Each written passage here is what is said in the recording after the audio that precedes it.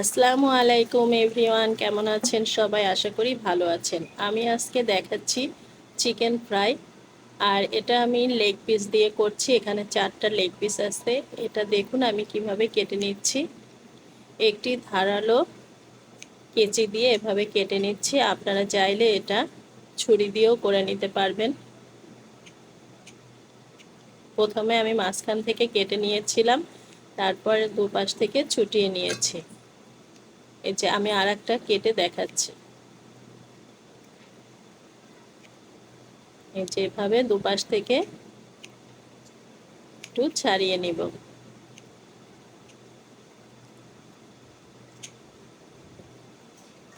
আচ্ছা, এবার উপরটা আমি আগেই কেটে রেখেছিলাম, আবার একটু দেখিয়ে দিচ্ছি। এই যে এভাবে কেটে নেব, তাহলে ভিতরে মশলাটা খুব ভালোভাবে ঢুকবে। সবগুলো কাটা হয়ে গেল। এখন যে কাজটি করব, আমি এটা দুধ দিয়ে এরপর মশলা দিয়ে দেব। আদা রসুন পেস্ট দেব 1 চা চামচ করে।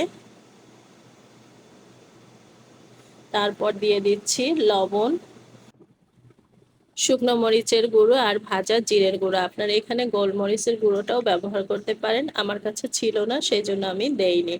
এরপর দিয়ে দিচ্ছি সয়া সস। আপনারা তো জানেন সয়া সসে একটু লবণ থাকে, এজন্য লবণটা একটু বুঝে দিতে হবে যাতে অতিরিক্ত লবণ না হয়। এবার আমি এটা অনেকটা সময় ধরে নিতে পারেন 1 ঘন্টার মতন এভাবে ম্যারিনেট করে রেখে দেব। তারপর আমি ময়দার ভিতরে লবণ, শুকনো মরিচের গুঁড়ো আর ভাজা জিরের গুঁড়ো, আপনারা এখানে গোলমরিচের গুঁড়োটাও ব্যবহার করবেন, এটা ভালোভাবে মেখে তারপরে আমি ম্যারিনেট করা যে চিকেন সেটা দিয়ে দিচ্ছি ময়দার ভিতরে এভাবে এটাকে খুব ভালোভাবে গড়িয়ে পানির ভিতরে দিয়ে দেব।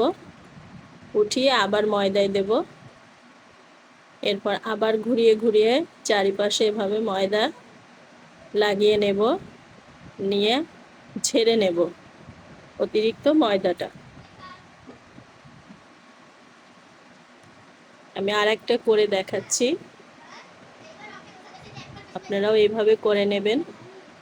আর এই কাজটা করার সাথে সাথেই ভাজতে হবে, এটা করে কিন্তু রেখে দিলে ভালো ফ্রাই করা হবে না। এজন্য আমরা একপাশে তেলটাকে গরম করতে দিয়ে পাশাপাশি এই কাজটা করতে পারি।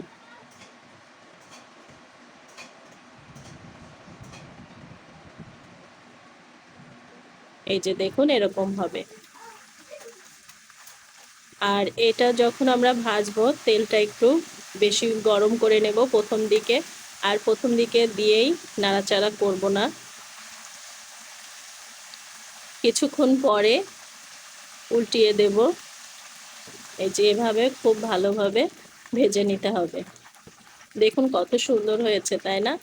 আচ্ছা, এখানে আমি কিছু আলু ফ্রাই করে নিচ্ছি। এটা আমি যে ময়দাটা বেঁচেছিল তার ভিতরে ম্যারিনেট করার পরে যে দুধটা ছিল সেটা মেখে এর ভিতরে আলুটা দিয়ে ফ্রাই করে নিয়েছি।